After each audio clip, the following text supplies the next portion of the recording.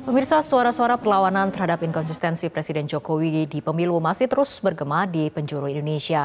Apakah usaha-usaha untuk mengingatkan Presiden dan penyelenggara pemilu ini bisa membendung ancaman terhadap demokrasi dan membuka pemilu berlangsung bersih tanpa intervensi? Kami akan membahasnya bersama Rektor Universitas Islam Internasional Indonesia sekaligus tokoh Gerakan Nurani Bangsa, Profesor Komarudin Hidayat, dan Direktur Eksekutif Politika Research and Consulting, Rio Prayogo. Selamat malam Prof. Komar, selamat malam Mas Rio. Selamat malam Fitri.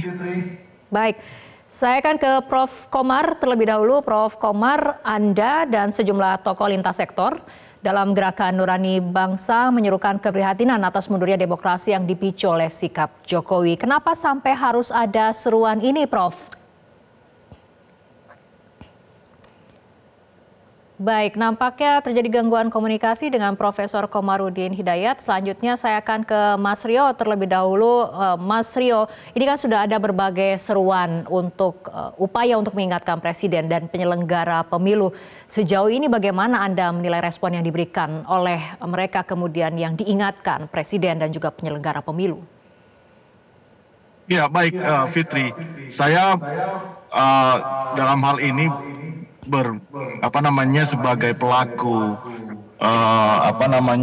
pegiat ya, pollster, lembaga survei, kami sering kali memotret fenomena politik secara langsung di berbagai wilayah di Indonesia, terutama menjelang Pilpres dan Pemilu tahun 2024 ini.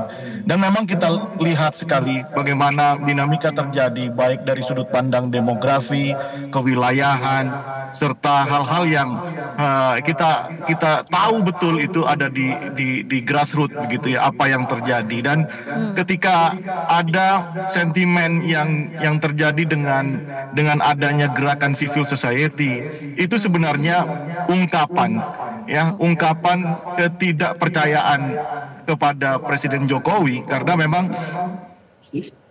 demokrasi itu kan butuh trust ya. Demokrasi itu butuh kepercayaan, dan Presiden Jokowi di dalam konteks hari ini itu memang benar-benar melakukan upaya menurunkan derajat kepercayaan publik itu, terutama bagi yang sadar akan nilai demokrasi itu yang sedang kita bangun di Indonesia. Dan proses demokrasi ini kan bukan proses kemarin sore, bukan proses yang tiba-tiba terjadi. Ada latar belakang di situ kenapa demokrasi dipilih.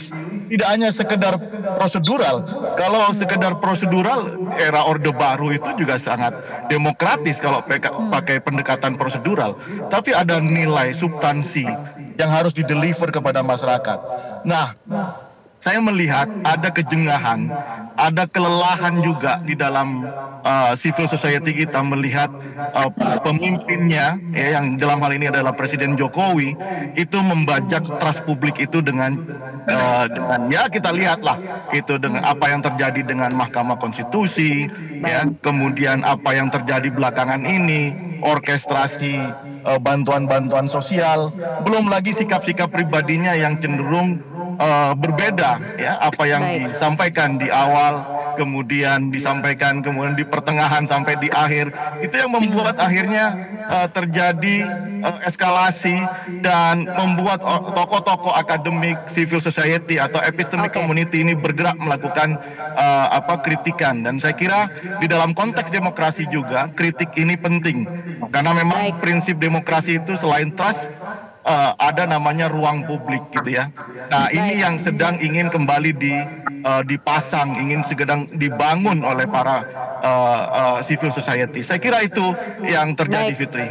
Baik, Mas Rio berbicara mengenai demokrasi, berbicara mengenai pernyataan tokoh, kita kembali ke Prof. Komar. Prof. Komar, Anda dan sejumlah tokoh lintas sektor dalam Gerakan Nurani Bangsa ini kan menyerukan keprihatinan atas mundurnya demokrasi yang dipicu oleh sikap Jokowi. Kenapa sampai harus ada seruan ini, Prof? Iya, terima kasih. Gerakan Nurani Bangsa ini didorong oleh adanya keprihatinan bahwa di sana terjadi satu penumpulan nurani yang ditandai dengan mundurnya komitmen melaksanakan etika bernegara, berbangsa, berpolitik. Nah, kita khawatir bahwa pemilu kalau hanya mengejar legalitas kemenangan suara, tapi secara moral dan kepercayaan dari rakyat itu kurang. Nah, ini saya khawatir kemudian pemilu yang menghabiskan uang banyak dan pemilu itu sarana strategis untuk pergantian penyegaran pemimpin itu nggak terwujud. Karena politik itu menyangkut kepercayaan publik. Oleh karena itu Presiden Jokowi dan jajarannya diharapkan memberikan contoh, memberikan teladan, ketenangan pada rakyat. Karena tugas terakhir Presiden itu kan melaksanakan pemilu dengan fair, adil, jujur, transparan, dan bermartabat.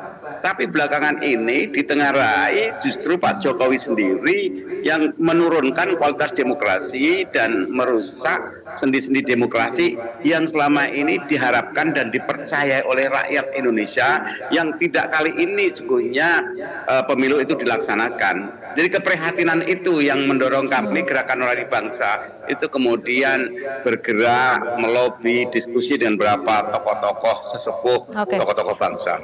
Baik, Prof. Komar, dengan melihat situasi saat ini, apakah mungkin hasil pemilu nanti memiliki legitimasi yang kuat? Iya, halo. Ya, silakan Prof. Komar. Dengar nggak suara saya? Oke. Dengar, Prof. Komar, silakan. Ya, melihat suara-suara respon masyarakat dan juga gejala-gejala dan bukti tanda-tanda yang ada sekarang ini, saya khawatir bahwa pemilu itu nanti hasilnya tidak legitimate secara legal dan moral. Dan kalau ini terjadi betul-betul kemunduran, dan yang disayangkan sekali lagi ini justru aktornya dimulai atau pusatnya justru presiden itu sendiri. Jadi presiden yang mesti memberikan contoh keteladanan, ngambil jarak yang sama, melindungi semua kontestan. Tapi ini sudah memihak. Itu persepsi yang ada dalam masyarakat. Padahal legitimasi itu kan penerimaan masyarakat secara moral, bukan sekedar legal etung-etungan di MK itu, bukan. Baik, Mas Rio, tanggapannya mengenai hasil pemilu yang memiliki legitimasi yang kuat? Ya, yang paling dikhawatirkan adalah menurut saya begini, ini proses demokratisasi kan di Indonesia sudah berjalan cukup baik dan lahir tokoh besar namanya Jokowi begitu ya, tokoh sipil yang kemudian menjadi presiden. Tapi kemudian justru Jokowi ini menunjukkan simptom gejala otoritarianisme, itu yang mengkhawatirkan sebenarnya. Nah, kalau gerakan civil society atau epistemic community ini kemudian tidak direspon, artinya Jokowi memberikan teladanan yang lebih kepada apa yang terjadi hari ini. Kalau tidak itu dilakukan, maka ini akan menumpuk dan sangat mungkin akan jadi gerakan sosial begitu ya. Nah, kalau itu yang terjadi, maka kita akan setback lagi ke tahun 98 dan itu akan butuh biaya yang sangat besar untuk memperbaiki situasi yang terjadi gitu. Itu yang menurut saya yang harus benar-benar dipikirkan. Meskipun sebenarnya menagih janji netralitas ini kan sebenarnya Jokowi sudah berkampanye dengan cara-cara simbolik yang dia lakukan gitu ya. Nah, ini yang akhirnya saya juga menyadari ya, mewajarkan gerakan-gerakan civil society mengkritisi apa yang sedang terjadi di negara kita. Itu Fitri. Oke, Prof. Komar, nah ini bagaimana caranya menagih komitmen ataupun janji netral seorang presiden, Prof? Gini ya, saya sering mengadakan training motivasi di hadapan mahasiswa dan siswa di sekolah. Kami memberikan contoh Pak Jokowi yang tadinya biasa saja. Jokowi itu rakyat kecil, bagian dari kita, maka kita adalah Jokowi, Jokowi adalah kita, dan kendaraan ke sana itu dengan demokrasi. Tapi setelah di puncak kekuasaannya, loh, dia kok beda perilakunya. Yang satu bukan lagi bagian dari kita lagi, dan kedua demokrasi menjadi kendaraan yang mengantarkan dia. Itu dia rusak, ibarat kendaraan dia rusak sendiri. Dan yang agak menjadi sorotan masyarakat pemuda, kami setuju anak muda itu tampil. dulu Pemuda 28 juga telah mengukir sejarah, tapi caranya itu tidak demikian. Jangan karena dia anak presiden, kemudian juga terjadi skandal di MK. Banyak anak muda, tapi bukan anak muda yang dengan cara seperti itu. Kalau saja misalnya Gibran tampil dengan cara yang fair dan kompetisi, kami setuju saja. Sebab kami yakin anak-anak yang selama ini telah aktif di organisasi, di Dewan Mahasiswa, di Parpol, ini juga merasa disalib karena bukan anak presiden. Ketua-ketua Parpol yang udah lama mengabdi tiba-tiba berdiri di belakang Gibran. Nah ini hal pemandangan seperti ini mengusik nalar sehat. Coba di belakangnya ada AHY, ada Zulhas, ada Erlangga, ada Yusril Mahendra, kemudian sekian jenderal berdiri di belakang Gibran. Yang Gibran itu naik ke sana tidak lewat kompetisi yang fair, tapi karena fasilitas dari Presiden Jokowi lewat MK. Ini hal seperti ini yang disayangkan. Apa yang telah dilakukan Pak Jokowi sekian tahun cukup bagus, tapi komentar masyarakat ini dia rusak sendiri apa yang telah bangun itu. Ini komentar masyarakat seperti itu. Oke, baik. Saya boleh tambahkan nggak? Ya, silakan Mas Rio. Iya, jadi yang paling mengkhawatirkan seperti yang Pak Komar tadi sampaikan gitu ya. Ini apa namanya gejala-gejala atau sikap-sikap politik seperti ini akan terlembagakan di masa-masa yang akan datang.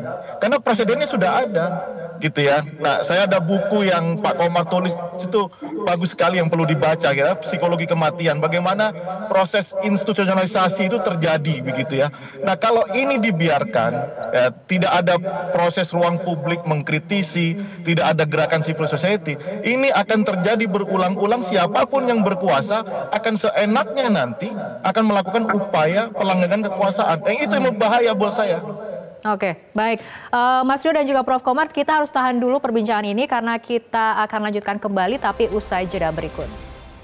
Pemirsa, kita kembali lanjutkan perbincangan. Prof. Komarudin, masyarakat tentunya ataupun publik tentunya berharap pemilu dapat berlangsung secara damai tapi juga berkualitas. Ini apakah dua unsur ini bisa berjalan bersama, Prof, di tengah situasi perkembangan politik saat ini? Ya, ini kalau politisi yang penting mengejar kemenangan dengan berbagai cara yang dibuktikan dengan vote, dengan suara dan landasan hukumnya, yang kadang-kadang etika moral yang disuarakan para profesor itu dilanggar, disingkirkan. Jadi profesor, orang kampus itu bicara etika, peradaban, kebudayaan itu untuk masyarakat yang memang sudah agak tinggi kelasnya, integritasnya. Tapi bagi pemburu kekuasaan itu nomor dua, yang penting kekuasaan. Nah, dua ini kalau kita bicara menang-menangan, yang menang yang legal para politisi. Tapi secara moral ya ini tidak legitimate. Yang kita harapkan itu kan menang secara legal, tapi secara moral juga diterima, sehingga pemilu itu betul-betul menjadi jembatan, menjadi eskalator untuk menaikkan standar demokrasi kita dan sebagai aset untuk membangun ke depan karena mendapat dukungan masyarakat dan sekaligus juga dukungan dunia. Tapi kalau hanya menang tapi melupakan aspek legalitas moral dan dukungan dan trust dari masyarakat, saya khawatir nanti yang muncul akan noisy government, akan noisy. Lebih-lebih kalau ada anggapan bahwa ini ada satu cacat prosedural, nanti akan ribut melulu. Tapi nanti kita lihat saja. Tapi bagi penguasa yang ingin menang dan mereka punya instrumen kekuasaan, itu kan mudah diatasi. Bagi mereka seperti itu. Tapi itu kan berarti setback kehidupan kita. Mas Rio, tanggapannya? Ya, saya setuju ya bahwa kita nggak boleh kembali lagi ke masa lalu begitu ya. Proses installment demokrasi kita ini kan butuh waktu ya. Dari 98 ke sekarang itu kan juga butuh berapa kali pemilu. Kalau kita kemudian meyakini bahwa ya kan yang jadi pengadil itu masyarakat datang ke TPS dan masyarakat yang akan memilih tentunya begitu ya. Nah, statement itu menurut saya benar secara prosedural, tapi derajat moralnya itu. Karena apa? Toh masyarakat bisa di-create opini masyarakat bisa dibentuk begitu ya. Nah, instrumen pembentuk opini masyarakat itu banyak, apalagi kepala negara atau presiden itu punya instrumen kekuasaan.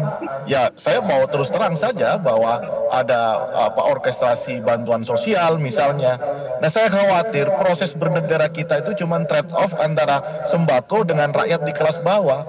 Nah, itu yang membahayakan buat saya, buat kita ya, melihat demokrasi kita saat ini.